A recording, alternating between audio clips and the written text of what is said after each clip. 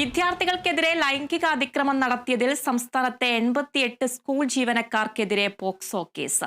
വിദ്യാഭ്യാസ വകുപ്പിന്റെ റിപ്പോർട്ടിലെ കണക്കുകളാണ് ഇത്. വകുപ്പിന് കീഴിൽ കേസെടുത്തവരിൽ 65 പേർ അധ്യാപകരും 12 പേർ അനധ്യാപകരുമാണ്. 101 പേർക്കെതിരെ കേസുകൾ രജിസ്റ്റർ ചെയ്തിട്ടുണ്ടെങ്കിലും വകുപ്പ് തല അച്ചടക്ക നടപടി പൂർത്തിയാക്കിയത് 56 പേർക്കെതിരെയാണ്. 10 പേരെ സർവീസിൽ നിന്ന് പിരിച്ചുവിട്ടു. ഒരാളെ സർവീസിൽ നിന്നും നിർബന്ധിത വിരമിക്കൽ നൽകുകയും ചെയ്തു. 45 ജീവനക്കാർക്ക് സസ്പെൻഷൻ, സ്ഥലം മാറ്റമടക്കമുള്ള ശിക്ഷകളും നൽകി. ബാക്കിയുള്ള കേസുകളിൽ എത്രയും വേഗം നടപടികൾ സ്വീകരിക്കുമെന്ന് വിദ്യാഭ്യാസ മന്ത്രി വി ശിവൻകുട്ടി പറഞ്ഞു.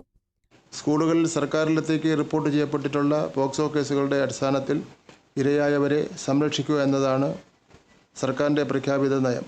അച്ചടക്ക നടപടി സ്വീകരിച്ച് വരുന്ന പോക്സോ കേസുകളിൽ 1 വർഷത്തിലേറെയായിട്ടും അച്ചടക്ക നടപടിയും തുടർ നടപടിയും എടുക്കാത്ത കേസുകളിൽ കർശനമായ അച്ചടക്ക നടപടി സ്വീകരിക്കണമെന്ന് സർക്കാർ നിർദ്ദേശം നൽകിയിട്ടുണ്ട്. ഇപ്രകാരം നടപടി സ്വീകരിക്കാത്ത പോക്സോ കേസുകളിൽ നിയമന അധികാരി, മേലധികാരി എന്ന നിലയിൽ അച്ചടക്ക നടപടി എടുക്കാത്ത കേസുകളിൽ പുതുതായി അച്ചടക്ക നടപടി തുടങ്ങുന്നതിനും തുടർന്നു വരുന്ന അച്ചടക്ക നടപടികളിൽ തുടർ നടപടികൾ സ്വീകരിക്കുന്നതിനും പൊതുവിദ്യാഭ്യാസ ഡയറക്ടറെ ചുമതലപ്പെടുത്തിക്കൊണ്ട് സർക്കാർ ഉത്തരവ് ആയിട്ടുണ്ട്.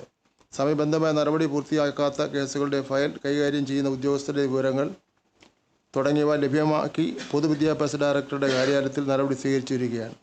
വകുപ്പിന് കീഴിൽ ജോലി ചെയ്യുന്ന ജീവനക്കാർക്കെതിരെ നിലവിൽ റിപ്പോർട്ട് ചെയ്ത പോക്സോ കേസുകളുടെ എണ്ണം 77 ആണ്.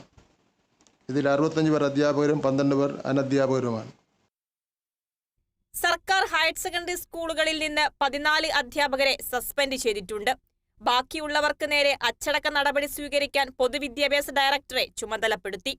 കുട്ടികളുടെ പരാതിയുടെ അടിസ്ഥാനത്തിൽ വിഷയം പൂർണ്ണമായോ ഭാഗികമായോ ശരിയാണെന്ന് ഉറപ്പായാൽ അധ്യാപകർക്കെതിരെ നടപടി സ്വീകരിക്കണം. ആരോപണ വിധേയരായ അധ്യാപകർ കുറ്റം തെളിയുന്നതുവരെ പുറത്തു നിൽക്കുകയും വേണം.